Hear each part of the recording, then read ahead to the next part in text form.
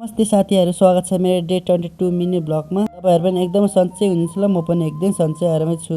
चाहिँ लाग्यो प्याज छिले एकदम हात पनि कालो कालो भएछ। हाम्रो प्याज पनि यता रेडी भइसक्यो। किमाको लागि प्याज रेडी गरेर हामी चाहिँ अर्डर पुऱ्याउन जान लाग्यो। अस्तिको लिफको चढेर त्यही भएर दाजुभाइले टक्क लगाएर झिल्के बनेर चाहिँ खाना बोक्दै हुन्छ। म चाहिँ टक्क लगाएर हिँड्दा आनन्द फाइनली त्यहाँ पनि पुगेँ। अस्तिको ठाउँमा नि यो चाहिँ प्रायः आइरहन्छ। यो ठाउँमा चाहिँ दुई तिन दिन मगाइरहन्छ। फाइनली हामी चाहिँ लिफ फाटे पनि आइपुग्यो। त्यही भएर दाइले चाहिँ प्याज चलाएर लिफको ढोका खोलिदिनु भयो। त्यही भएर म चाहिँ लिफ्ट एकैचोटि अन भयो। त्यही भएर हामी लाग्यो सर माथि तेस्रो तलतिर अर्डर दिँदै हुन्छ। म चाहिँ बाहिर बसेर मजाले एकछिन चलफल दिँदै बसेँ। त्यहाँबाट अर्डर सर दिएर हामी चाहिँ लाग्यो मुनितिर रिङ गरेर भऱ्यो। त्यही भएर मैले चाहिँ यस्तो त के हुँदैन, म त चढिरहेको प्रायः आमा एकदम ह्यान्डसम लागेर आफूलाई कपाल सपाल ठाडो गरेर मिलायो। हामी लाग्यो होटेलतिर। होटेल पुग्ने बित्तिकै दाइले चाहिँ हाम्रो लागि खाना पस्केर रेडी गरिदिनु राख्नु मजा आज शनिबार। त्यही भएर मासु र भात सबल्याङ भोकको ताल मजाले खाना खाने बित्तिकै हामी दुई दाजुभाइ चाहिँ लाग्यो किमा मुस्नको लागि। दाइले चाहिँ चिकन किमा, म चाहिँ लाग्यो सकेपछि फेरि दुईवटा चिया पाउने चियाको अर्डर आयो। त्यही भएर म चाहिँ यता चिया पकाउँदै सबै कामहरू सकेर म चाहिँ लाग्यो गिलास पुस्नको लागि। पुसिसकेपछि यता हाम्रो चिकन चिल्ली अर्डर आयो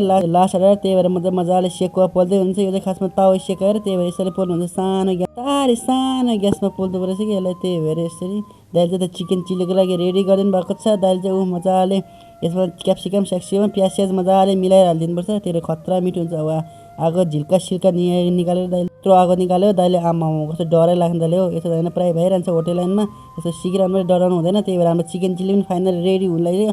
कस्तो मिठो खाउँ लाग्ने आमा। तर के गर्ने, यो हाम्रो होइन कस्टमरले भन्दा नि यो साउलाई हो। त्यही भएर साउ पनि एकछिनको लागि कस्टमर मानौँ। वा खतरा नाइस है, कस्तो मिठो होला जस्तो हेर्दा नि। आजलाई यति नै, भोलिको मिनी ब्लगको साथमा भेटौँ ल। अहिलेको लागि सबैजनालाई बाई बाई।